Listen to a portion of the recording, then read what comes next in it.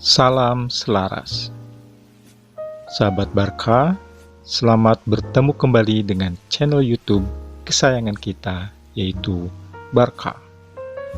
Channel ini akan membahas dan mengkaji berbagai hal yang berhubungan dengan sains dan teknologi.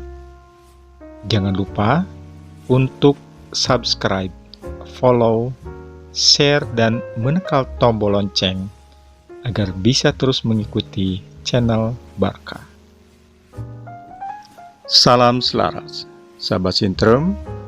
Pada episode kali ini kita akan membahas mengenai teknologi canggih di masa lalu bagian ketiga, yaitu Gunung Padang. Pada bulan Maret tahun 2013, tim peneliti Mandiri Terpadu kembali menggelar survei di Gunung Padang. Kali ini tim melakukan penggalian arkeologi dan survei geolistrik detail di sekitar penggalian lereng timur bukit di luar pagar situs Cagar Budaya. Tim arkeologi dipimpin oleh Dr. Ali Akbar dari Universitas Indonesia. Tim ini menemukan bukti yang mengkonfirmasi hipotesa tim bahwa di bawah tanah Gunung Padang ada struktur bangunan buatan manusia yang terdiri dari susunan batu kolom andesit, sama seperti struktur teras batu yang sudah tersingkap dan dijadikan situs budaya di atas bukit. Terlihat di kotak gali permukaan fitur, susunan batu kolom andesit ini sudah tertimbun lapisan tanah setebal setengah meter sampai 2 meter yang bercampur bongkahan pecahan batu kolom andesit. Batu-batu kolom andesit disusun dengan posisi mendekati horizontal dengan arah memanjang hampir barat timur atau sekitar 70 derajat dari utara ke timur, sama dengan arah susunan batu kolom di dinding timur barat teras 1 dan undak lereng terjal yang menghubungkan teras 1 dengan teras 2. Dari posisi horizontal, batu-batu kolom andesit dan arah lapisannya dapat disimpulkan dengan pasti bahwa batu-batu kolom atau columnar joints ini bukan dalam kondisi alamiah. Batu-batu kolom hasil pendinginan dan pelapukan batuan lava atau intrusi vulkanis di alam, maka arah memanjang kolomnya akan tegak lurus terhadap arah lapisan atau aliran, seperti ditemukan di banyak tempat di dunia. Penampakan susunan batu kolom yang terkuat di kotak gali memang terlihat luar biasa rapi, seperti layaknya kondisi alami. Sebagaimana yang terlihat di Giant Causeway di Irlandia Utara, singkapan batu kolom andesit alamiah yang sangat terkenal. Arah kolom tegak lurus pada arah lapisan batu lava yang membentuk tebing-tebing di sepanjang pantai.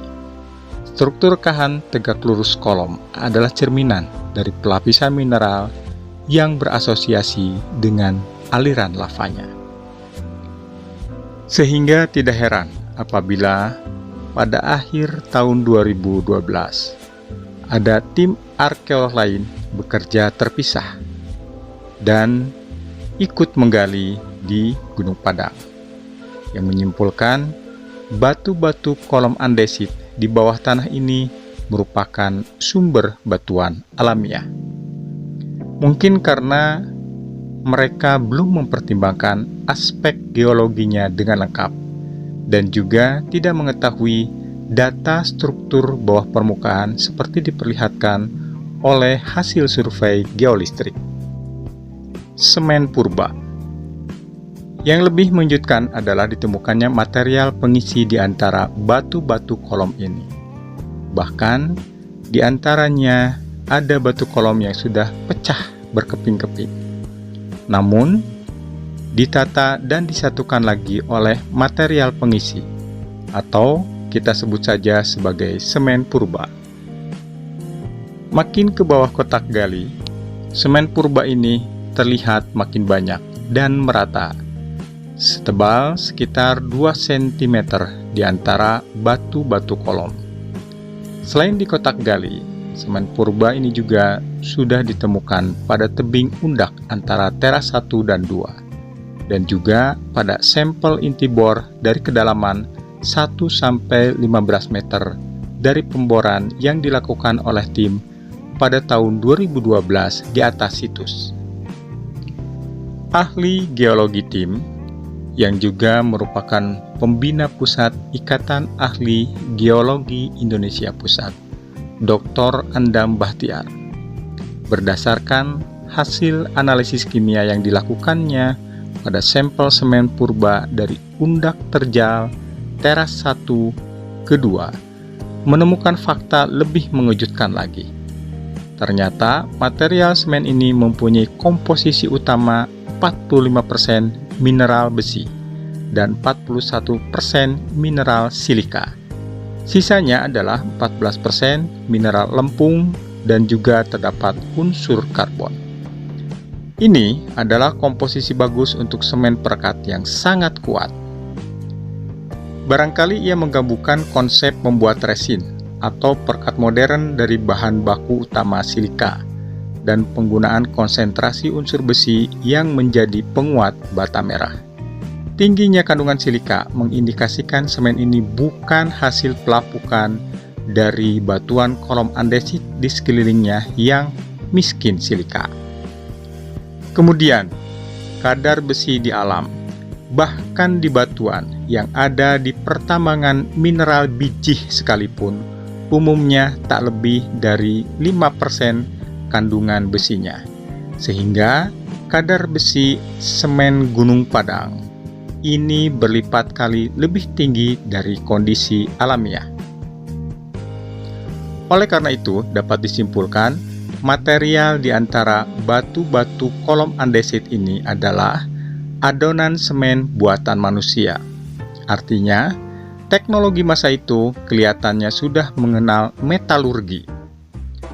Dr. Andang menjelaskan bahwa satu teknik umum untuk mendapatkan konsentrasi tinggi besi adalah dengan melakukan proses pembakaran dari hancuran bebatuan dengan suhu sangat tinggi, mirip pembuatan bata merah, yaitu membakar lempung, kaolinit, dan illit untuk menghasilkan konsentrasi besi tinggi pada bata tersebut.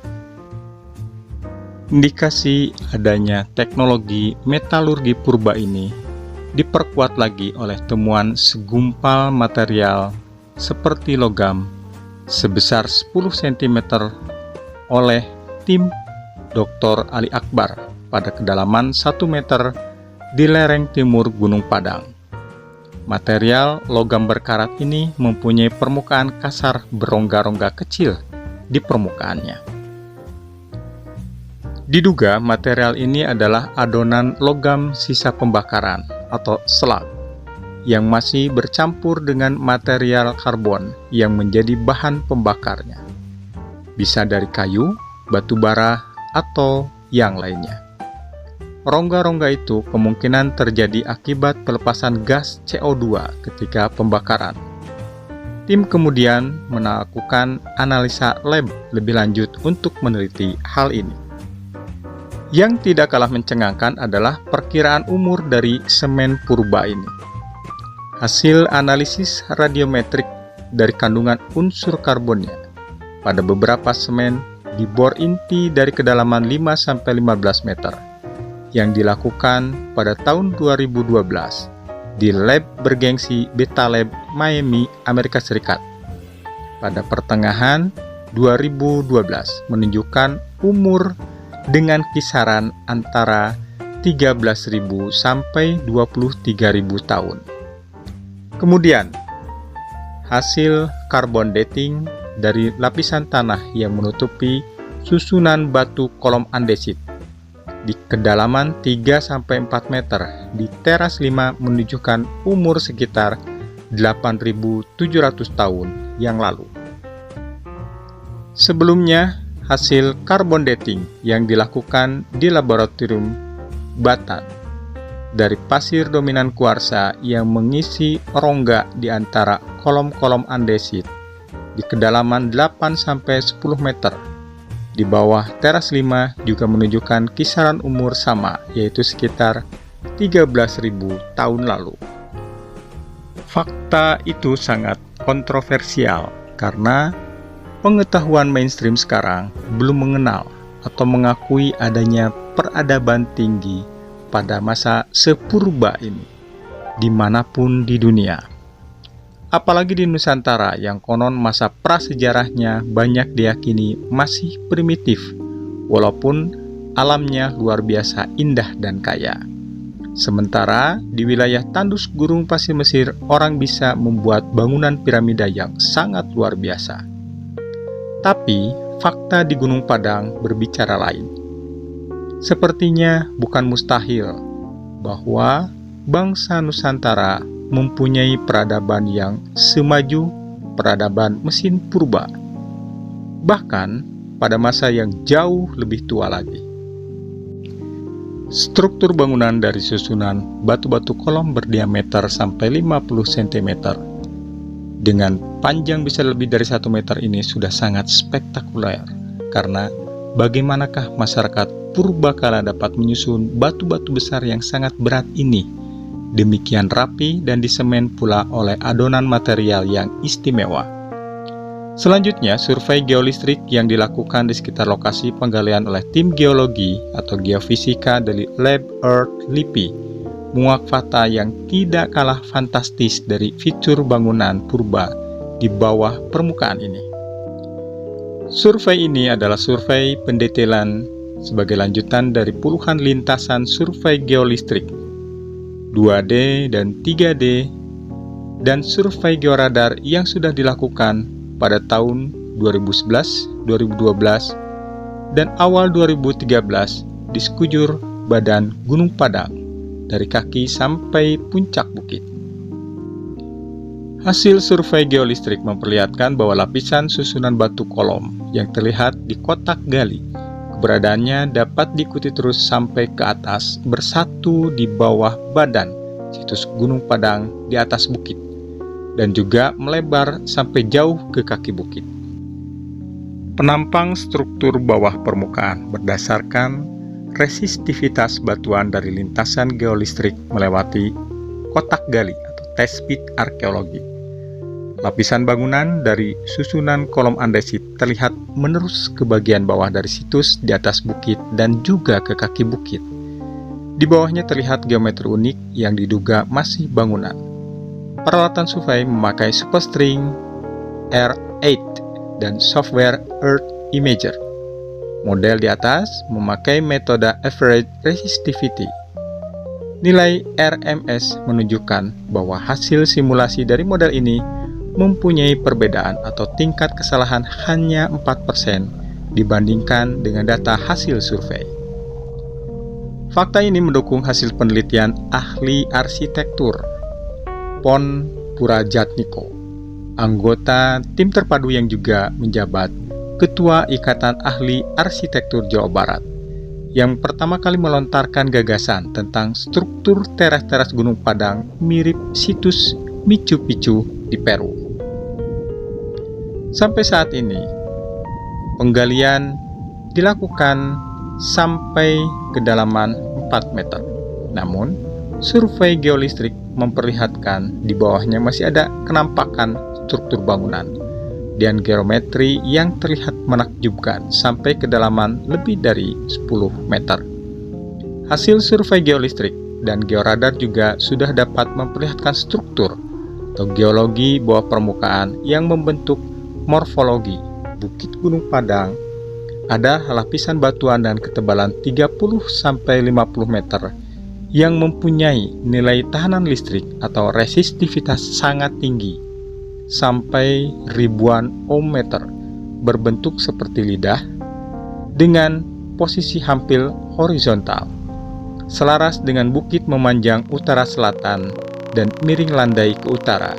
Jadi selaras juga dengan undak-undak teras yang dibangun di atasnya. Lapisan batu berbentuk seperti lidah ini juga mempunyai bidang miring yang rata ke arah barat dan timur bukit selaras dengan kemiringan lerengnya.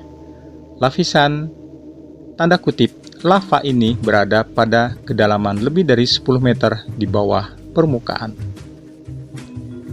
Dari data pemboran yang dilakukan oleh Dr. Andang Bahtiar dan juga analisis mikroskopik batuan dari sampel inti bor yang dilakukan oleh Dr. Andri Subandrio, ahli geologi batuan api dari Lab Petrologi ITB, dapat dipastikan tubuh batuan dengan resistivitas tinggi ini adalah batuan lava andesit sama seperti tipe batu kolom dari situs Gunung Padang. Hal lain cukup menarik dari analisa petrologi adalah temuan banyaknya retakan-retakan mikroskopik pada sayatan tipis batu kolom andesit yang diduga non-alamiah. Soalnya, retakan itu memotong kristal-kristal mineral penyusunnya. Dari banyak penampang geolistrik, terlihat lidah lava andesit ini mempunyai leher intrusi atau sumber terobosan batuan vulkanis dari bawah, berlokasi di area lereng selatan dari situs Gunung Padang. Jadi setelah cairan panas intrusi magma mencapai permukaan, kemudian mengalir ke utara dan setelah mendingin membentuk lidah lava tersebut. Yang masih menjadi teka-teki besar adalah apakah tubuh batuan lava di perut Gunung Padang ini adalah sumber dari batu-batu kolom andesit yang dipakai untuk menyusun situs. Boleh jadi benar, sampai saat ini tidak ditemukan ada sumber batuan kolom andesit dalam radius beberapa kilometer dari Gunung Padang. Masalahnya, tidak ada bekas-bekas penambangan atau lapisan lava yang tersingkap di area Gunung Padang. Jadi, apabila orang berhipotesa bahwa sumber batuannya dari dalam bukit, maka mau tidak mau harus juga mengasumsikan dulunya lapisan lava itu pernah tersingkap atau ditambang oleh manusia purba. Kemudian baru batu-batu kolom yang sudah diambil lalu disusun ulang untuk menutupi sekujur badan lava menjadi satu mahakarya monumen arsitektur besar yang luar biasa. Perlu juga dicatat bahwa mengekstrasi batu-batu kolom andesit dari batuan induknya bukanlah hal mudah. Ia harus dapat memisahkan batu-batu besar dan berat dengan utuh dari batuan induknya dalam jumlah yang sangat besar. Berbeda dengan penambangan batuan biasa yang tidak perlu khawatir dengan batu yang pecah, misalnya dengan peledakan dinamit. Yang jelas, untuk abad sekarang atau ratusan tahun ke belakang, di dunia ini tak pernah ada penambangan batu-batu kolom andesit untuk dipakai sebagai bata bangunan. Kujang Gunung Padang, cerminan bilangan pi.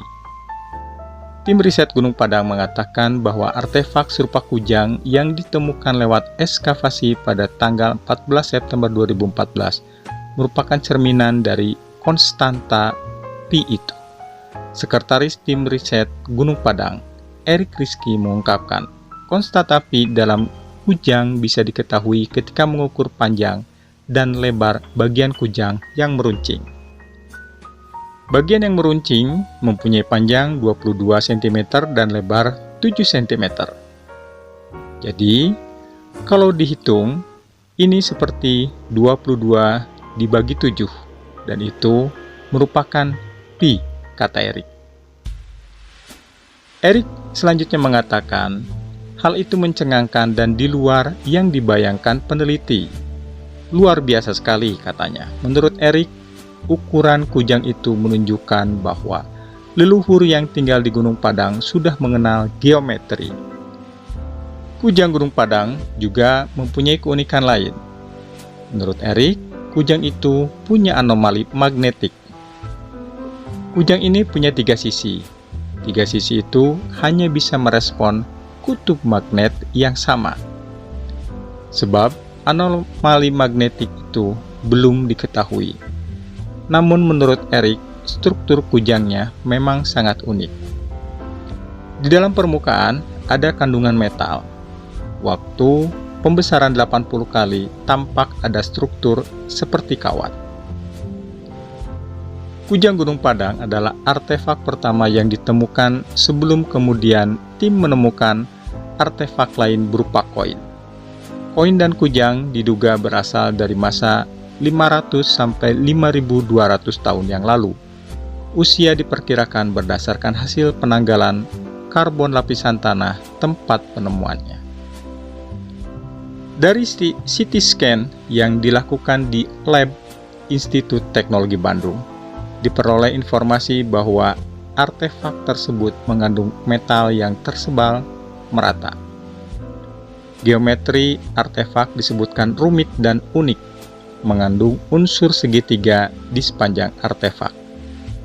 Pola titik berat di sepanjang artefak sekilas terlihat berbentuk heliks atau kurva helikal, yaitu paduan atau penjumlahan dua buah fungsi sinus yang berbeda sumbu dan berbeda fasa.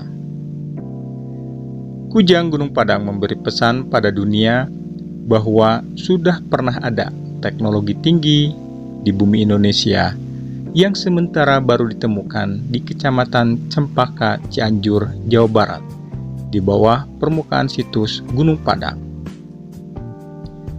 Penelitian di Gunung Padang masih belum selesai dan mungkin pada saatnya nanti akan dilanjutkan.